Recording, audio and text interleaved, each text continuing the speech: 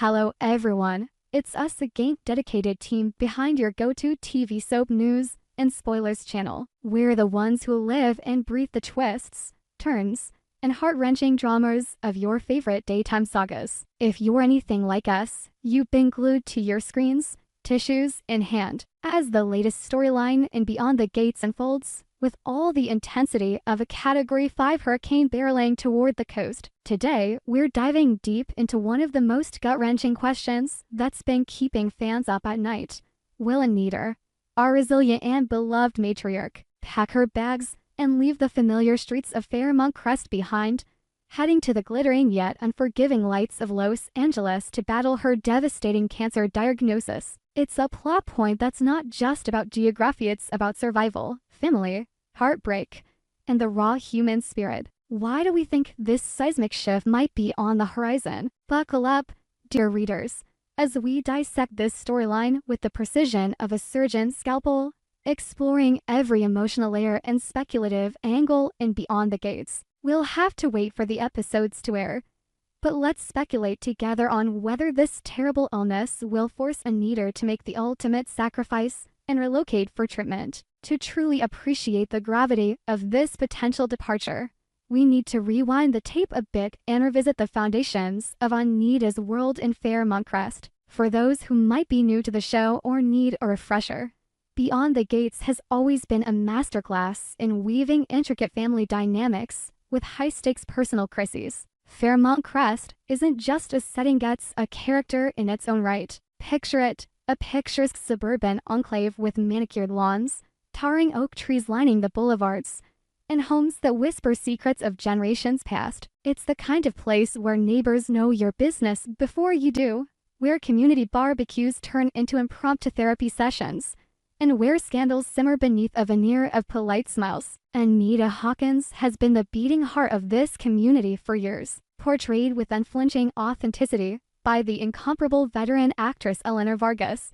Anita is the epitome of strength wrapped in vulnerability, a woman who has weathered infidelity, financial ruin, and the loss of loved ones, only to emerge fiercer each time. Anita's journey in the current season has been a roller coaster of revelations and reversals. It all started innocently enough, or so it seemed. Viewers will recall the episode where Anita, ever the picture of poise, noticed a subtle lump during a routine self-examination in her elegantly appointed bathroom mirror. The scene was masterfully shot, soft lighting casting shadows that foreshadowed the darkness to come, with Anita's reflection staring back at her like a harbinger of doom. Dismissing it at first as nothing more than stress from her ongoing feud with her estranged sister-in-law, Marjorie, Anita pushed forward. But soaps being soaps, fate had other plans. A chance encounter at the local clinic led her to Dr. Samuelin, the new oncologist in town whose rival has already stirred up plenty of subplot drama, rumors of a past affair with a prominent Fairmont Crest resident. We'll get to that later. The pivotal moment came in last week's cliffhanger episode,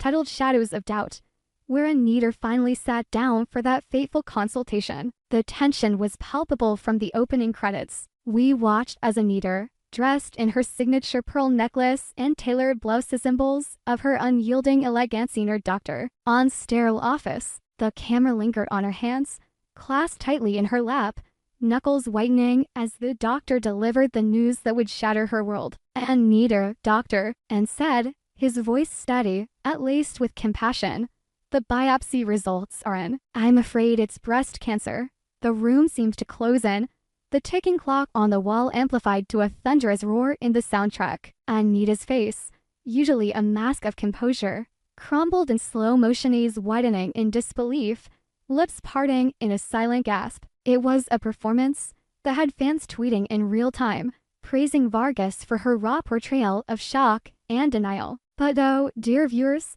the devil is in the details, and this diagnosis is no ordinary one. Doctor, and didn't stop there. He delved into the specifics with the gravity of a judge pronouncing a life sentence. It's triple-negative breast cancer, he explained, his words hanging in the air like a storm cloud. For those unfamiliar with the medical jargon, and let's face it, most of us aren't oncologists, Triple-negative breast cancer is one of the most aggressive subtypes out there. It lacks the three common receptors estrogen, progesterone, and HER2 that many other breast cancers have, which means traditional hormone therapies and targeted treatments often fall flat. This form strikes hard and fast, with a notorious reputation for high recurrence rates and a tendency to spread to other parts of the body, like the lungs or brain, before you can even catch your breath. Statistics paint a grim picture.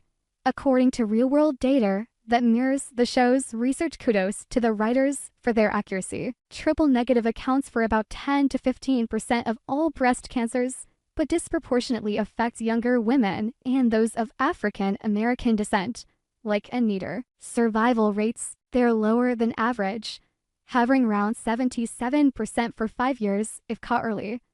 But that drops precipitously if it's advanced. The show doesn't shy away from these facts, doctor, and laid them out bluntly, emphasizing that time is of the essence. Anita's reaction was nothing short of heartbreaking. Visibly shocked, she leaned back in her chair, her hand flying to her chest as if to shield herself from the invisible enemy within. How bad is it?" she whispered, her voice cracking like fragile glass. Dr. Anne, portrayed by the broodingly handsome newcomer Dr. Marcus Lee, leaned forward, his eyes locking onto hers with an intensity that hindered at deeper connections to come. "Is there a spark there?" Thin forearms are buzzing. He explained that a quick decision is necessary: surgery, chemotherapy, radiation, perhaps even clinical trials. But here's the kicker: Anita needs a robust support system. In Fairmont Crest, she has her family, her devoted son,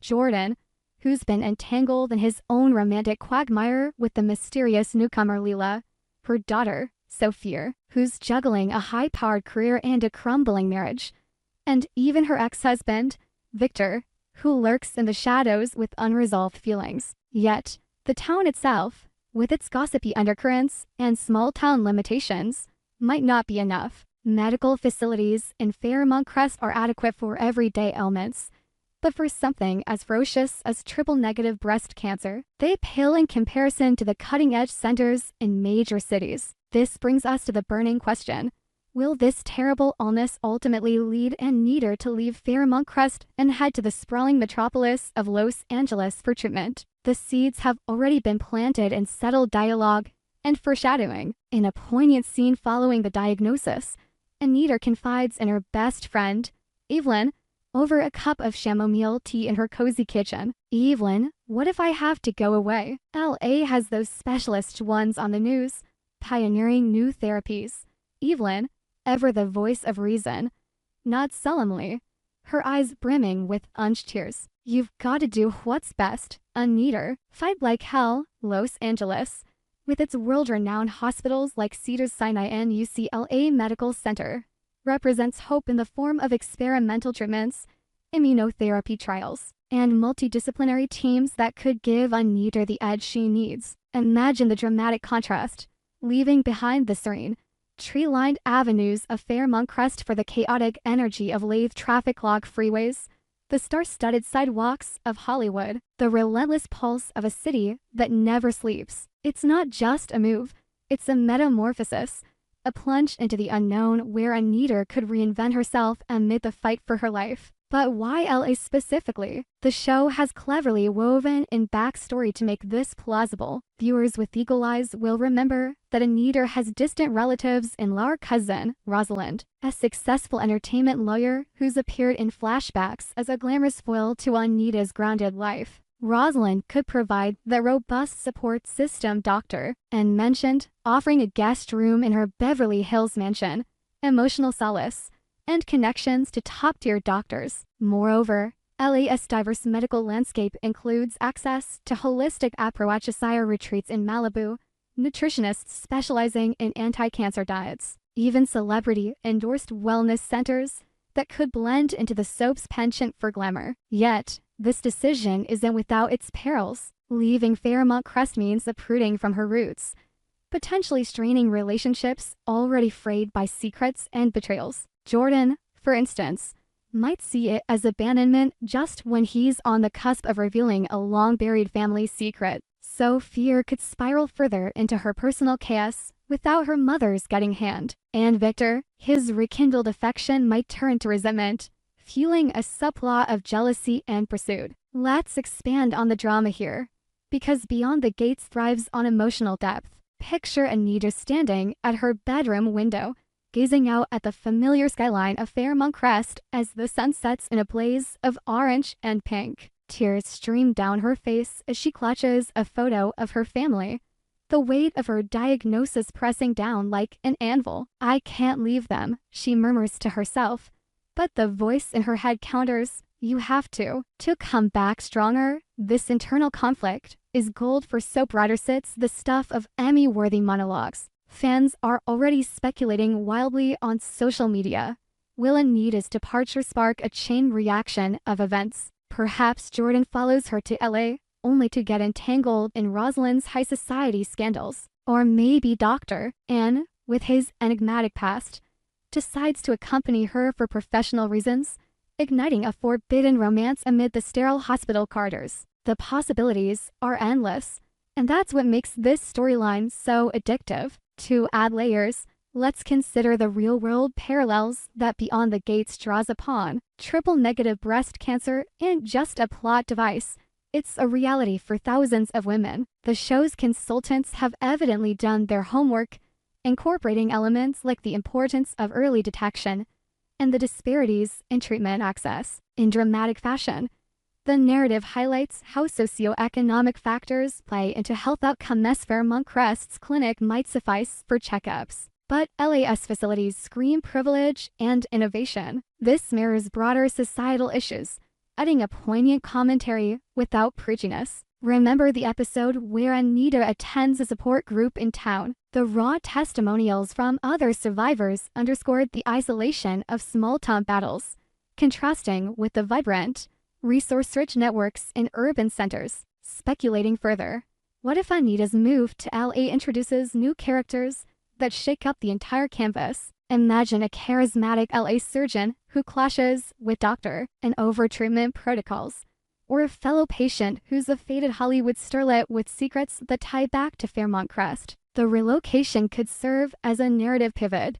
allowing the show to explore themes of resilience, reinvention, and the bittersweet nature of change. But it's not all doom and gloom. Soaps love redemption arcs, and Anita could return triumphant, her cancer in remission, armed with newfound wisdom that mends family rifts and exposes hidden truths. Of course, the counter-argument is compelling. Why leave at all? Fairmont Crest has its charms and hidden strengths. The community could rally around Anita, organizing fundraisers, meal trains, and prayer vigils that showcase the heartwarming side of small-town life. Dr. Ann might pull strings to bring specialists to her, turning the local hospital into a battleground for her fight. Yet, the aggressive nature of triple-negative cancer demands aggression in return. Swift, specialized action that LA promises. The high recurrence rate looms like a specter. Statistics show that without optimal care, the odds plummet. Dr. Ann's warning about needing a support system and just medical advice cites a plot tease, hinting that Fairmont Crest's web of relationships might entangle rather than uplift. As we ponder this, let's not forget the emotional toll on Anita herself. She's no stranger to adverse satirical. Her arc to seasons ago, when she battled addiction after Victor's affair. That storyline was a tour de force, with Vargas delivering lines like, "I've fallen before, but I'll rise again," that became fan mantras. Now, facing mortality, Anita's character development could reach new heights. Will she confide in her children first, or keep it secret, leading to explosive revelations? The shock of the diagnosis has already isolated her. In one scene, she wanders the empty streets at night, the wind whipping her scarf like a flag of surrender. Dramatic, absolutely. Detailed, the show spares no expense in building suspense. Fan theories are running rampant, and we're here for it. On our channel's forums, users like SoapQueen87 speculate that Anita's LA trip will uncover a long-lost child from her youth, tying into Rosalind's backstory. Others, like DramaLover42, predict a crossover with another soap, where Anita encounters characters from a rival show in an LA hospital. These ideas fuel or excitement by In the Gates has a history of bold moves, like the infamous tornado episode that wiped out half the town. In wrapping up this deep dive, though we could go on forever, the question remains, will Anita leave Fairmont Crest for LA? The illness is a catalyst, pushing her toward decisions that could redefine everything. We've explored the diagnosis's brutality, the emotional wreckage, the logistical pulse, and the narrative goldmine it represents. As Dr. and said, a quick decision is necessary, and with a robust support system in tow, Anita might just find her path. But in the world of soaps, nothing is certain until the credits roll. We'll have to wait and see how this unfolds in upcoming episodes. Stay tuned, folks, grab your popcorn, because Beyond the Gates is about to swing wide open. What do you think? Drop your predictions in the comments below. Until next time, keep the drama alive.